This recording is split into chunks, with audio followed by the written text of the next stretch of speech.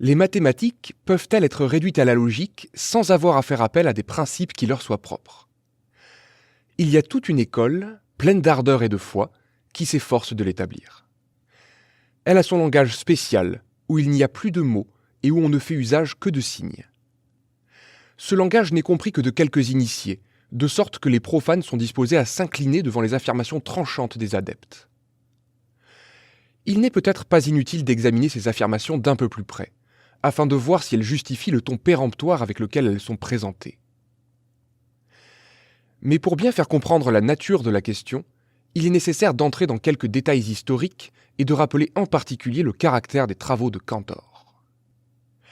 Depuis longtemps, la notion d'infini avait été introduite en mathématiques, mais cet infini était ce que les philosophes appellent un devenir. L'infini mathématique n'était qu'une quantité susceptible de croître au-delà de toute limite. C'était une quantité variable dont on ne pouvait pas dire qu'elle avait dépassé toutes les limites, mais seulement qu'elle les dépasserait. Cantor a entrepris d'introduire en mathématiques un infini actuel, c'est-à-dire une quantité qui n'est pas seulement susceptible de dépasser toutes les limites, mais qui est regardée comme les ayant déjà dépassées. Il s'est posé des questions telles que celle-ci. Y a-t-il plus de points dans l'espace que de nombres entiers? Y a-t-il plus de points dans l'espace que de points dans un plan? Etc.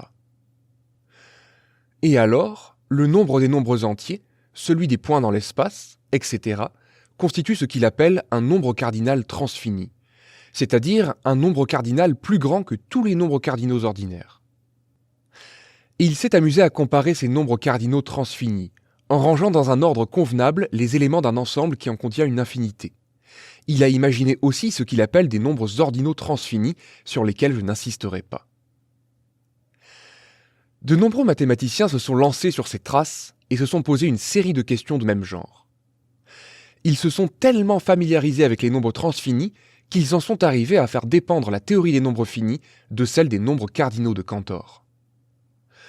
À leurs yeux, pour enseigner l'arithmétique d'une façon vraiment logique, on devrait commencer par établir les propriétés générales des nombres cardinaux transfinis, puis distinguer parmi eux une toute petite classe, celle des nombres entiers ordinaires. Grâce à ce détour, on pourrait arriver à démontrer toutes les propositions relatives à cette petite classe, c'est-à-dire toute notre arithmétique et notre algèbre, sans se servir d'aucun principe étranger à la logique. Cette méthode est évidemment contraire à toute saine psychologie. Ce n'est certainement pas comme cela que l'esprit humain a procédé pour construire les mathématiques.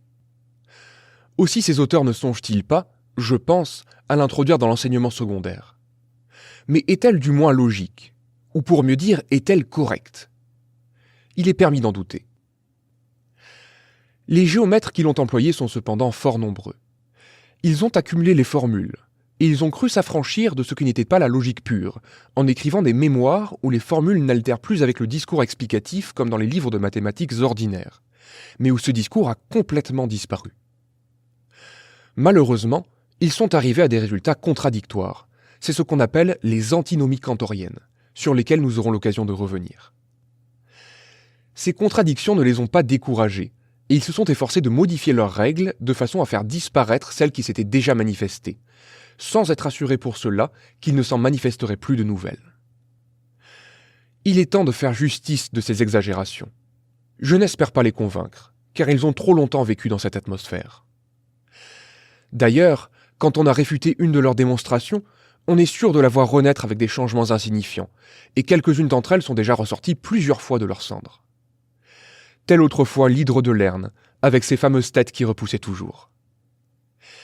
Hercule s'en est tiré parce que son hydre n'avait que 9 têtes, à moins que ce ne se soit 11. Mais ici, il y en a trop. Il y en a en Angleterre, en Allemagne, en Italie, en France, et il devrait renoncer à la partie.